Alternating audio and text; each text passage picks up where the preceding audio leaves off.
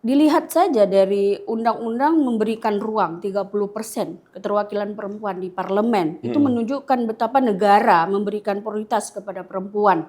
Bahwa dari sisi undang-undang saja diberikan ruang.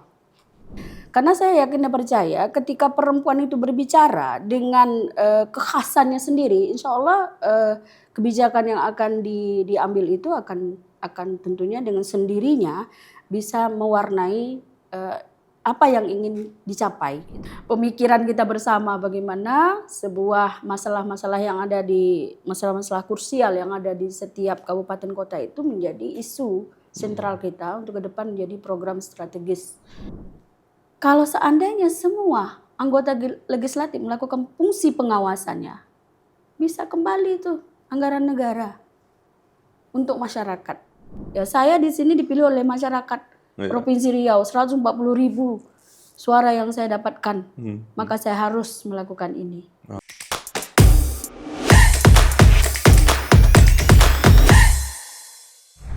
Assalamualaikum warahmatullahi wabarakatuh. Waalaikumsalam warahmatullahi wabarakatuh. Aduh, alhamdulillah ya teman-teman mau menyaksikan podcast ini lagi, terima kasih. Dan hari ini kita menghadirkan tamu yang berbeda. Kalau kemarin kan yang mantan atau purnawirawan TNI sudah, yang artis sudah gitu ya. Nah, elemen penting dalam politik yang saya ketahui adalah keterlibatan perempuan. Dan yang hadir di sini nggak hanya perempuan biasa, beliau ini aktif di mana-mana, bisa dibilang aktivis begitu ya. Kalau di perspektif saya, aktif di Muslimat NU, kemudian pernah aktif di politik elektoral, tetapi sektornya di DPD, kemudian sekarang menghibahkan, mewakafkan dirinya masuk ke politik elektoral lagi dari Partai Persatuan Pembangunan. Langsung saya perkenalkan Ibu Hajah Dinawati. Bu Dina, Assalamualaikum. Waalaikumsalam warahmatullahi wabarakatuh. Apa kabar, Bu? Baik, alhamdulillah, Mas Imam. Ibu, terima kasih jauh-jauh dari Riau. Alhamdulillah ada kesempatan sebentar ke Jakarta sehingga kita minta waktunya paling lama setengah jam atau 1 jam udah. Boleh mau lama-lama pun boleh. Bu Dina, tadi saya opening nggak salah ya, Ibu pernah memang di DPD, pernah sekarang masih ketua Muslimat NU di Riau. Di Riau. Coba masih. Bu, ceritakan sedikit apa saja profil Ibu biar yang nonton nih paham. Ya, Assalamualaikum warahmatullahi wabarakatuh. Waalaikumsalam. Jadi Mas Imam, saya ini memang dari kecil suka Organisasi. gerak, suka jalan, suka ngurus-ngurus yang kata orang apain ngurus yang enggak jelas gitu ya. Tapi bagi saya itu sesuatu yang membuat saya smart gitu. Ya. Nah, posisi saya sekarang di Provinsi Riau kebetulan memegang beberapa organisasi. Pertama Ketua Muslimat NU Provinsi Riau, ya ini diamanahkan untuk prodi keempat. Mau lawan Bu Obi Pandar Parwansa. Ya, prodi keempat sejak tahun 2005, 2010, 2015, kemudian 2015, 2020 sampai sekarang. Ini proses pelantikan ini lagi menunggu ya. Nah, kemudian Ketua PW IPMI Provinsi Riau. Apa IPMI itu, Bu? itu Ikatan Pengusaha Muslimah Indonesia yang ketumnya itu Bu Ingrid Kansil. Bu Ingrid Kansil. Ya. Kemudian IKABOGA, Ikatan Ahli Boga Indonesia. Jadi terkait dengan masak-memasak, potensi kuliner Indonesia. Nah, saya di Provinsi Riau tentunya menggali potensi kuliner yang ada di Provinsi Riau. Jadi ada 500 macam kuliner yang kita data, kita bedah, kita lakukan eksperimen, kemudian bagaimana untuk upaya peningkatan ekonomi masyarakat dari kuliner saja.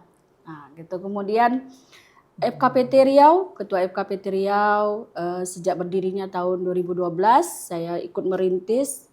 FKPT itu apa, Bu? Forum Koordinasi Pencegahan Teroris di bawah BNPT, Badan Nasional Penanggulangan Terorisme Indonesia, Republik Indonesia. Kemudian juga saya salah satu ketua di Lembaga Adat Melayu Riau, khususnya membidangi bidang perempuan, antar lembaga dan bidang dakwah. Kemudian juga Himpaudi, Himpunan Tenaga Pendidik dan Kependidikan Anak Usia Dini. Saya ikut mendirikan di Provinsi Riau. Kemudian jadi wakil ketua BKW Provinsi Riau. Yang Badan urusan tentang Koordinasi. terkait dengan organisasi ya diberikan ke saya lah, bedah-membedah tentang ADRT dan seterusnya gitu. Nah, ada beberapa organisasi lainnya yang tentunya kesemuanya itu menjadi bagian penting dalam proses untuk melakukan untuk problem solving gitu ya, untuk bagaimana perempuan dan anak konsentrasinya dan semua aspek yang tentunya untuk membantu, terutama kalau kita arahkan kepada program pemerintah tentunya kesemuanya itu akhirnya membantu pemerintah. Itu Bu Dina bisa aktif sedemikian banyak tuh apa Bu? Calling aja, ada merasa memang terpanggil untuk itu atau ada hal lain yang mungkin kita bisa tahu? Ya mungkin karena memang dari kecilnya itu ya, saya diberi kesempatan oleh orang tua, diberikan ruang yang cukup gitu ya, nggak dibata-batasi oleh orang tua. Kemudian setelah bersuami juga suami nggak bata-batasi saya, nggak pernah curigaan dengan saya gitu ya. Ditandai dengan saya pernah jadi anggota DPD RI. Dan itu sangat muda sekali, umur 32 tahun saya menjadi anggota DPD RI. Dan ketika itu kata orang saya ini sangat cantik sekali. Iya, sekarang masih Bu, kok ketika Gitu. itu tuh. Ya Mas Adi ya? Mas Adi setuju tuh.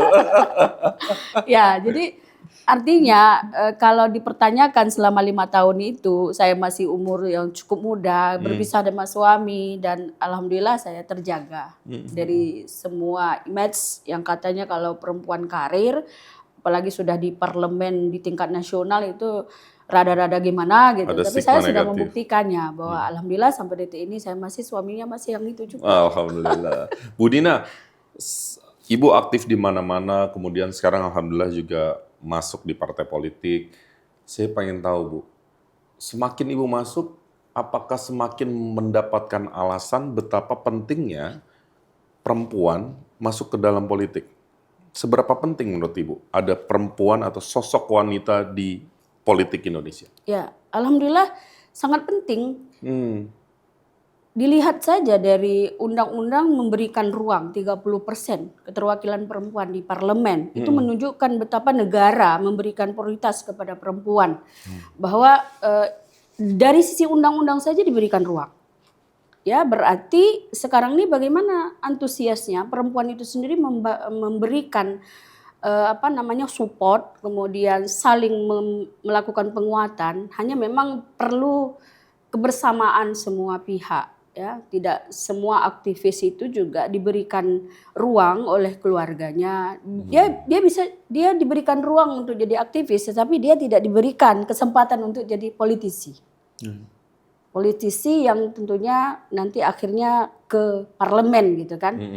Nah, oleh karena itu saya melihat ketika perempuan diberikan dengan maksimal oleh keluarga terutama izin untuk berkecimpung di dunia politik, insya Allah akan mewarnai ketika sudah sampai di parlemen. Karena saya yakin dan percaya ketika perempuan itu berbicara dengan kekhasannya sendiri, insya Allah kebijakan yang akan diambil itu akan tentunya dengan sendirinya bisa mewarnai apa yang ingin dicapai gitu. Dan punya sensitivitas terhadap kepentingan perempuan ya Bu? Kepentingan perempuan dan anak terutamanya. Karena memang pada posisi ini laki-laki selalu tidak memprioritaskan gitu kan. Maka kepentingan kepentingan pada program ini memang haruslah perempuan ada. Tapi bukan berarti juga kalau enggak ada terus enggak jaminan itu program tak ada gitu ya. Tapi harus dimanfaatkan peluang yang ada ini. Bagaimana perempuan para aktivis ini kita bangun dorongan bersama untuk ayo jadi politisi yang sesungguhnya. Walaupun ada yang mengatakan ya keterwakilan 30% ya, 30% yang syarat untuk menjadi calon itu hanya untuk memenuhi syarat saja gitu kan. Nah, tetapi kami mendorong 30% keterwakilan perempuan ketika jadi calon partai, kan 30% itu kayak saya nih 7 orang caleg DPR RI dari Riau 1 itu kan 7 orang, berarti 2 orang perempuannya. Nah, kita mendorong bagaimana 2 orang itu dari setiap dapil, dia sesuai dengan dapilnya, komposisi dapilnya, pilihlah perempuan yang memang benar-benar memang sudah menjadi aktivis, yang memang sudah peduli terhadap kepentingan-kepentingan yang memang nanti akan menghasilkan sebuah kebijakan. Jadi kan alangkah sayangnya ketika dia duduk di parlemen tapi tidak memberikan dampak gitu kan. Bu Dina, kalau ini saya agak bias sedikit ya Bu ya, tapi saya penasaran ingin tahu perspektif Ibu. Kalau ini kan rahasia umum juga ya. Kemarin kan pada saat penjaringan caleg perempuan, banyak partai yang sulit sekali memenuhi kuota 30%. Nggak mudah lah gitu ya. Yeah. Kasarnya bahasa warung kopinya setengah mati lah gitu ya. Nyari perempuan yang mau terjun ke politik untuk memenuhi kuota 30%. Itu memang supply-nya yang kurang, dalam artian masih banyak perempuan yang tidak terliterasi untuk masuk berjuang di ruang politik, atau partainya saja yang misalnya belum memahami sebenarnya di mana mereka harus mencari tokoh-tokoh perempuan-perempuan yang kira-kira memang punya keinginan masuk ke politik. Apa yang Ibu ketahui, Ibu? Karena Ibu lama di DPD, lama di organisasi, kenapa parpol sulit sekali mencari? Ya, dari proses yang menghadapi 2024 ini, saya melihat beberapa partai cukup agresif gitu ya. Dia mulai mendata, saya tidak menyebutkan partai apa, tapi beberapa partai cukup agresif gitu ya, cukup aktif mendata. Jadi mereka tuh mendata tokoh perempuan yang ada di Provinsi Riau itu siapa aja, mulai nasional sampai ke tingkat kabupaten kota. Jadi ada partai yang sangat selektif sekali. Dia mencari dari sisi siapa tokoh-tokoh perempuan dari segala lini yang mereka data gitu. Tetapi ada partai yang tidak melakukan itu. Jadi sering sekali sebenarnya kapasitas partainya ya. Ya, kapasitas partainya, dan dia mesti kerjasama. Misalnya kalau di tingkat pusat itu ada Kowani, yang mau cari perempuan yang berkredibilitas ya di Kowani gitu ya, karena di situ berkumpul semua organisasi perempuan. Dia adalah kumpulan organisasi perempuan. Nah, kalau di provinsi itu ada BKW. Nah, BKW itu ada 50 organisasi yang secara struktur itu secara nasional ada gitu. Di antaranya Muslimah NU, IPMI, Kaboga yang saya pimpin. Kemudian kalau di kabupaten itu ada GUW, gabungan organisasi wanita di sana. Sebenarnya kalau partai lakukan itu selesai itu di situ. Oke, jadi bukan supply-nya yang terbatas, bukan ya Bu ya? Sebenarnya supply-nya banyak ya Bu ya? Banyak ya perempuan-perempuan hebat yang bisa masuk ke kancah politik Bu ya? Saya lihat kalau di Riau itu dari caleg perempuan dari DPR RI saya lihat cukup berkapasitas gitu ya. Ada yang sudah pernah duduk di DPR RI, sudah pernah di DPD seperti saya, kemudian ada yang sudah pernah di DPRD provinsi, dan memang ada tokoh. Tapi ada juga yang memang belum pernah sepertinya, tetapi mungkin memenuhi syarat keterwakilan perempuan. Kalau tidak nanti partainya enggak lolos gitu. Oke Bu, terima kasih. Nah teman-teman, nih udah sekilas ya kita melihat alam pikirnya Bu Dina dan profil dari beliau. Sekarang saya akan masuk ke dapil. Ibu itu di dapil Riau 1 Bu ya? Ya, Riau 1. Itu ada Bengkalis, Kabupaten Bengkalis, Kepulauan Meranti, Rokan Hilir, Rokan Hulu, Siak, Kota Dumai, Kota Pekanbaru. Ya. Oh besar sekali ini Bu ya dapil ini Bu. Lumayan. 7 kabupaten kota. Wow. 7 kabupaten kota. DPT-nya besar ini Bu.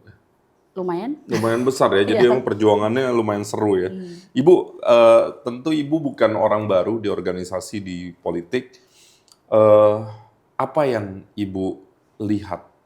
Apa yang masih menjadi kebutuhan atau keresahan masyarakat di dapil ini Bu? Selama Ibu ada di dapil. Secara umum tentunya terkait dengan hajat orang banyak ya. Kalau di Bengkalis itu setiap liburan, apalagi Lebaran, yang jadi kendala adalah jembatan. Infrastruktur masih masalah ya, Bu? Infrastruktur ya. Kalau tiba waktu libur, aduh udahlah. Antrian sepanjang-panjangnya mobil, kendaraan gitu ya. Bisa bisa 1 hari penuh, mungkin bisa 2 hari gitu ya. Antrinya untuk menyeberang antara dari Pakning itu ke Bengkalisnya, kabupaten. Nah ini tapi mungkin ke depan insya Allah akan ada beberapa tahapan untuk mencapai keinginan masyarakat. Paling tidak mengurangi bagaimana antrian itu pada waktu-waktu tertentu bisa dikurangi. Ya. Nah, sisi lain ada banjir yang tak berkesudahan gitu ya, kalau hujan turun seperti di Pekanbaru khususnya itu juga tidak bukan tidak berupaya pemerintah terutama Kota Pekanbaru bersama stakeholdernya mungkin juga sudah mendatangkan para pakar, tetapi ya itulah kondisi daerah kita. Kemudian juga asap di Provinsi Riau ya, dan beberapa kendala lainnya yang sudah menjadi konsumsi pemikiran kita bersama, bagaimana sebuah masalah-masalah yang ada di masalah-masalah krusial yang ada di setiap kabupaten kota itu menjadi isu sentral kita untuk ke depan menjadi program strategis pemikiran kita bersama lah. Ibu pernah menggagas kalau nggak salah 1.000 telur gratis ya, Bu? Itu kan stunting. untuk isu stunting. Itu stunting. Ya ada hubungannya dengan isu kesehatan, biasanya nempel juga dengan isu pendidikan gitu ya. Kalau kesehatannya kurang karena stunting biasanya nanti punya keterbatasan pendidikan. Ulas soal itu, Bu. Bagaimana kondisi dapil kalau konteksnya itu? Ya, karena itu sudah menjadi tema nasional, program nasional yang mesti dituntaskan oleh Indonesia, dan itu juga yang menjadi isu strategis di Provinsi Riau, bagaimana stunting ini bisa dilakukan pencegahannya mulai dari pasangan yang mau menikah ya, pemahaman itu, kemudian ketika masa kehamilan, persiapan untuk melahirkan, sampai kemudian setelah melahirkan ya, bahkan sampai sudah anak dalam usia sekolah gitu, itu dilakukan. Nah, saya salah satu Bunda Peduli Stunting yang dinobatkan oleh Kepala BKKBN Provinsi Riau. Artinya di pundak saya diselempangkan bahwa kami punya tanggung jawab selaku Ketua PW Muslimat NU Riau mencari, membedah gitu. Adakah anak-anak kita yang terindikasi stunting? Jadi pada posisi mencari ini siapa lagi nih gitu. Posisi organisasi yang peduli Proaktif untuk ya, dalam Bu, ya? pencegahan stunting. Nah, apa yang kami lakukan saat ini? Kami melakukan yang biasanya kita santunan duafa itu hanya untuk anak yatim gitu ya. Kemudian untuk janda miskin, bukan janda kaya loh Mas Imam, janda miskin. Janda miskin gitu. Nah, kemudian dengan adanya kita diberikan tugas oleh BKBN, ada satu lagi santunan untuk anak terindikasi stunting gitu. Jadi berarti santunannya nanti itu tadi yang seperti bisa memberikan telur gitu ya, atau ada makanan-makanan lainnya yang bisa kita berikan. Dan itu diambil dari iuran dari Muslimat NU ketika memang memberikan santunan duafa. Jadi kalau tadi 2 poin menjadi 3 poin sekarang yang menjadi tugas kami dari Muslimat NU. Wah, jadi itu ya. Kalau kita melihat sebenarnya berorganisasi itu manfaatnya banyak ya, Bu. Sangat. Bisa membantu banyak orang, Iya, termasuk di partai politik kan juga sebenarnya salah satu yang dilakukan itu ya. Bu, saya intermezzo sedikit, saya tadi lupa nanya. Ibu kenapa memilih P3, Bu? Karena saya tahu ya, Ibu tentu bisa punya banyak pilihan ya, kan partai yang mungkin bernuansakan Islam banyak. Tapi memang berasaskan Islam, pemikiran-pemikiran Islam tuh P3 saya rasa yang menjadi pilihan. Kalau Ibu sendiri kenapa? P3 ini sudah ikut dalam mendirikan negara Indonesia, melahirkan, ya kan. Jadi mesti ada orang yang begitu peduli dengan P3. Masih berkorban, mau Mesti. Nah, saya punya kepentingan untuk itu karena saya juga di NU. Saya ketua Muslimat NU yang punya garis ininya ada ya. Nah, sehingga saya biarlah saya yang menerima lamaran dari P3 yang irisannya cukup banyak, kesamaan dan garis perjuangannya sangat cocok dengan saya. Hijau itu tidak membuat saya harus merubah pakaian saya lagi menjadi warna apa gitu. Jadi Muslimat NU itu kan hijau. rasanya udah kayak bagian dari DNA Oh Ibu iya gitu. Bukan- Jadi ketika saya memakai baju P3, saya tidak perlu menukar baju warna lain gitu kan. Warnanya udah sama. Jadi memudahkan saya untuk mengkomunikasi kepada anggota, kepada masyarakat bahwa saya masih hijau gitu. Dan hijau itu Mas Imam, hijau itu makna kehidupan. Selama dia hijau, berarti hidup. Tapi kalau udah kuning itu enggak hidup lagi ya. Daunnya layu. Udah siap ini ya Bu ya? Ini nggak kode kemana-mana Bu? Bukan. Hijau- Maksud saya kalau di tumbuhan kan Iya, hijau iya, itu kan hijau hidup. itu kehidupan. Hidup. Saya ini Tapi baru kalau dapat kuning itu megah. Megah. Karena saya orang Riau. Oh, Riau itu salah satu warna warna ininya kuning. tone colornya gitu ya. Kuning, merah, hijau. Ya, kuning kesejahteraan gitu kesejahteraan. ya. Hijau itu Biru kehidupan. Dan NU memang yang melahirkan P3 kan, di antara 4 partai yang berfusi itu kan salah satunya kan partai NU pada saat itu. Ya. Ya, mungkin secara perorang.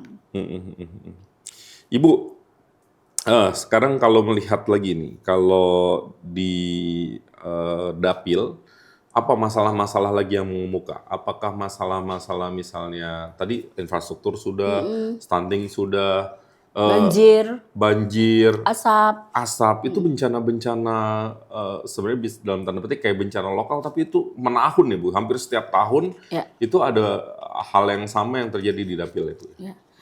Ya oleh karena itu mesti harus semua stakeholder harus bekerja sama. Harus saling melakukan pengawasan, kemudian ini melibatkan masyarakat. Seperti itu. Ibu, kalau ke Dapil, apa yang Ibu tawarkan? Misalnya kan Ibu melihat banyak masalah atau ada beberapa masalah yang belum tertangani. Biasanya apa yang Ibu tawarkan kepada pemilih? Kenapa Anda memilih saya dan bukan yang lain? Bagaimana caranya atau kontrak politik apa yang Ibu sebenarnya tawarkan kepada para pemilih? Saya jaminkan bahwa ketika Anda milih saya dan saya terpilih menjadi anggota DPR RI, komunikasi saya tidak akan pernah putus. Ya. Dan bisa langsung berkoordinasi dan berkomunikasi dengan saya untuk menyampaikan pesan dan aspirasi yang diinginkan. Nah, siap meyakinkan kepada mereka bahwa turun secara berkala lewat reses gitu ya, dipastikan saya akan bertemu dengan mereka. Dan tentunya saya juga akan melihat daerah-daerah mana yang memberikan potensi suara yang cukup signifikan terhadap suara saya sehingga saya jadi, dan itu menjadi prioritas saya, maka berkontribusilah suara untuk saya gitu. Dan akan saya buktikan ketika di suatu daerah memberikan kontribusi suara kepada saya, maka itu kan akan terpotret dengan sendirinya pasca pemilu nanti daerah mana saja yang memberikan kontribusi suara buat saya, dan saya akan prioritaskan itu dulu. Tapi bukan berarti yang tidak memilih tidak diberikan. Ya namanya aja kita mewakili Dapil di Riau 1, tentunya juga akan menjadi perhatian kita secara keseluruhan. Karena memang itu keresahan banyak konstituen ya, Tidak hanya lagi, di Riau. gitu. Iya, hanya datang di Matonan sekali, kemudian habis itu nggak pernah dikunjungi lagi, nggak pernah menghadirkan kesejahteraan, dan seringkali konstituen senang dikunjungi ya Bu ya, Ya. senang diajak ngobrol, merasa dekat, itu yang mereka banyak kehilangan. Ya. Saya menyatakan dan menjamin, jangankan pemilu 5 tahun sekali, saya sudah lakukan lewat organisasi yang saya pimpin, ya Muslimat NU, Ikaboga, IPMI, bahkan Himpodi, BKUI juga, IWAPI, ya saya salah satu wakil ketua IWAPI Provinsi Riau, dan kami secara berkala turun ke masyarakat. Gitu. Artinya, secara tidak langsung kita sudah melakukan komunikasi intens dengan masyarakat, kelompok-kelompok tertentu, yang tentunya itu adalah bagian dari proses yang selama ini kita lakukan. Nah, ketika sekarang kita melakukan upaya untuk mencari suara, saya merasakan saya tidak susah seperti sebagian caleg yang sangat susah untuk ketemu dengan masyarakat gitu. Jadi ketika saya menyatakan nanti saya turun ke sana, ya mereka udah mempersiapkan diri untuk menerima kehadiran saya. Karena ini investasi sosial ya, yang panjang investasi sosial. Nah, sama juga ketika saya menjadi anggota DPD RI dulu, orang mengeluarkan anggaran begitu banyak gitu ya. Saya alhamdulillah dengan investasi sosial kemasyarakatan yang sudah saya miliki, alhamdulillah itu sangat membantu. Dulu waktu Ibu jadi DPD walaupun di Jakarta, tapi komunikasi lancar tuh Bu dengan konstituen? Sangat, insya Allah. Bahkan ketika itu kan kita belum ada punya ini ya, WhatsApp. Belum terlalu kayak sekarang ya Bu? Itu apa-apa pakai fake. saya tanda tangan itu pakai fake gitu. Jadi di Pekanbaru butuh tanda tangan saya gitu kan, nanti itu prosesnya lewat ini. Lewat fax ya, zaman itu. Nah, ini zilenial terjadi gitu, nggak ada masalah. Jadi ada juga yang mengatakan begini, oh kalau sudah jadi anggota dewan nggak boleh lagi. Ada ADRT yang mengatakan seperti itu, tapi kita perjuangkan gitu beberapa organisasi. Ya orang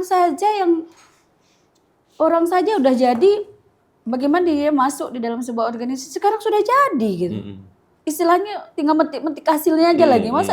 Masa disingkirkan hanya karena dia adalah sebagai milik publik, pejabat negara gitu kan. Bu, ini kami juga dilengkapi oleh teman-teman yang meriset dapil Ibu. Memang sebenarnya ini banyak sekali ya kejadian-kejadian yang mungkin sifatnya lokal, tetapi memang seperti yang tadi kita diskusikan ya, banyak soal bencana alam, soal kemiskinan. Ini misalnya ada 247 rumah warga di Kepenghuluan Seikapas, Kecamatan Rantau Kopar, Rokan Hilir, direndam banjir gitu ya. Kemudian ketinggian banjir pemukimannya bisa sampai 35 cm, 1 meter dan seterusnya. Nah, hal-hal ini kan mungkin skalanya tidak luas, sangat lokal. Sangat lokal. Di satu sisi publik mungkin perlu teredukasi bahwa wakil rakyat atau anggota legislatif itu bukan eksekutif kan Bu? Bukan. Dia itu atau profesi ini atau jabatan ini punya kewenangan yang berbeda gitu ya. Tetapi kan yang menarik sebenarnya anggota legislatif itu memang bukan eksekutif, tapi mungkin dia bisa mengkoordinasi, dia bisa menjadi katalisator lah, mungkin bukan koordinasi. Ibu melihatnya seperti apa Bu? Kadang-kadang kan publik ini punya ekspektasi yang tinggi ya, wah untuk membenahi masalah ini, masalah itu. Padahal misalnya tentu ada kewenangan yang berbeda. Bisa kasih perspektif soal itu? Ya sebenarnya anggota dewan itu sebenarnya kekuatan dia bicara, kemampuan mengkomunikasikan kepada semua lini, ya. Nah, sepanjang anggota dewan itu melakukan upaya nyata hanya mengkomunikasikan saja. Komunikasikan bisa dengan dinas terkait, ya. Kalau kita di DPR RI berarti dengan Kementerian PU.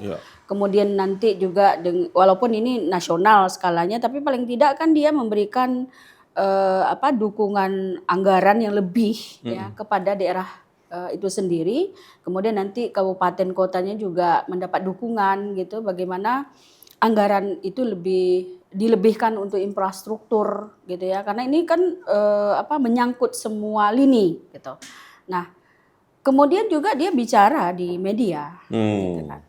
Kekuatan komunikasi inilah sesungguhnya yang memang dituntut dari seorang anggota legislatif sehingga itu menunjukkan jati dirinya sebagai anggota legislatif, dan saya pikir tidak mungkin tak didengar.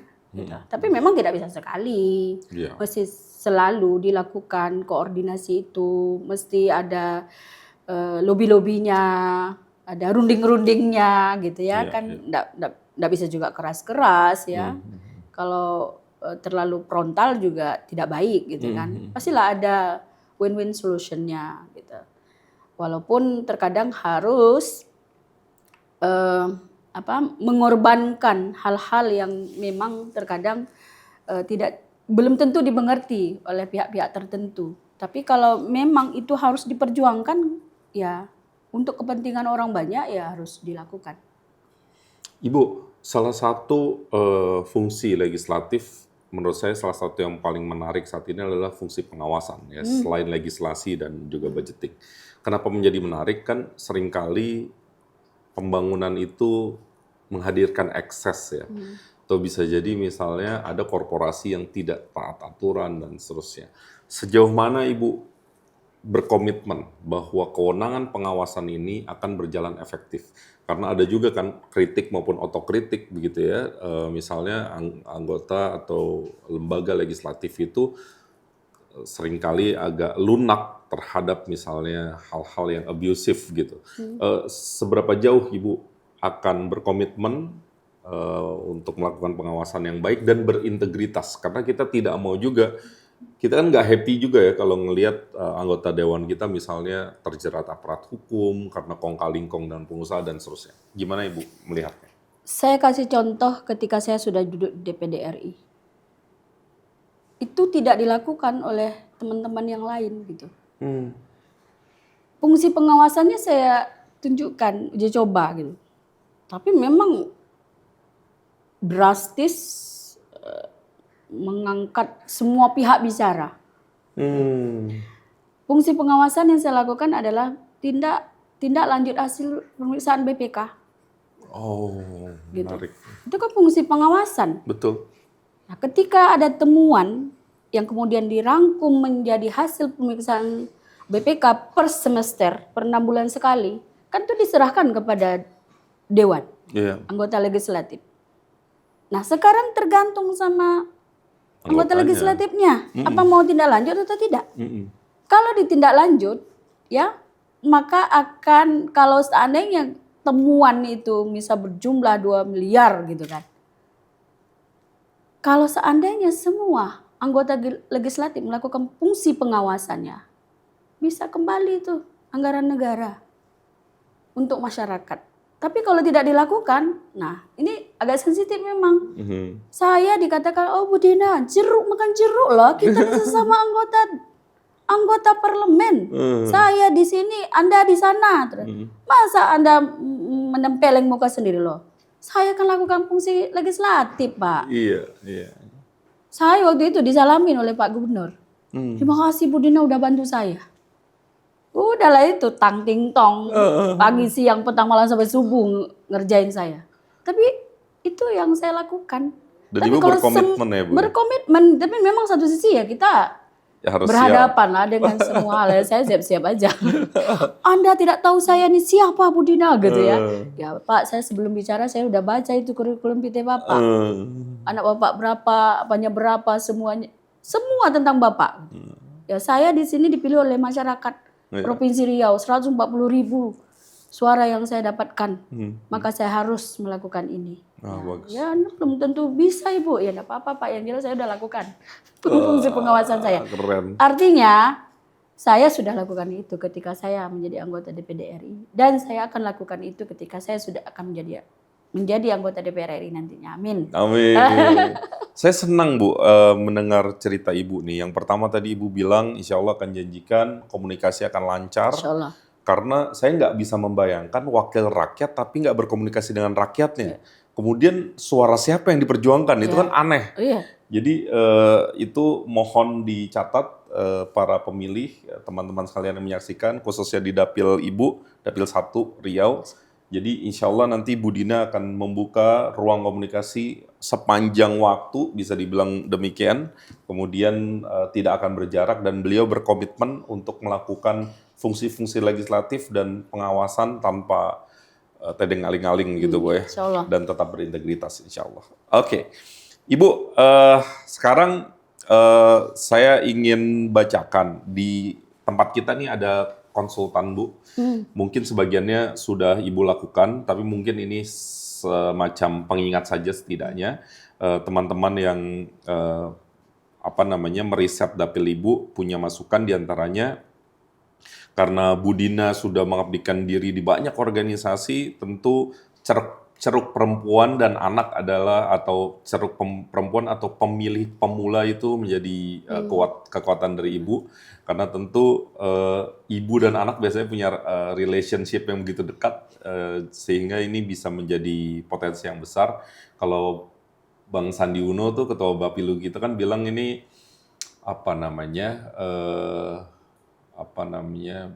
green strategy gitu ya. Perempuan dan anak salah satu kekuatan yang besar di 2024. Kemudian tetap juga menyuarakan isu soal kebijakan seputar bantuan modal usaha, karena UMKM. nomor satu isu itu setelah harga adalah pekerjaan. Kan? Kemudian sinkronisasi strategi dan komunikasi kampanye dengan 17 program strategis yang telah dicanangkan oleh Partai Persatuan Pembangunan, positioning di kalangan emak-emak, dan mudah-mudahan hal-hal itu kalau disinkronisasi bisa menjadi kekuatan. Amin. Itu masukan aja Bu, mana tahu bisa dimanfaatkan gitu.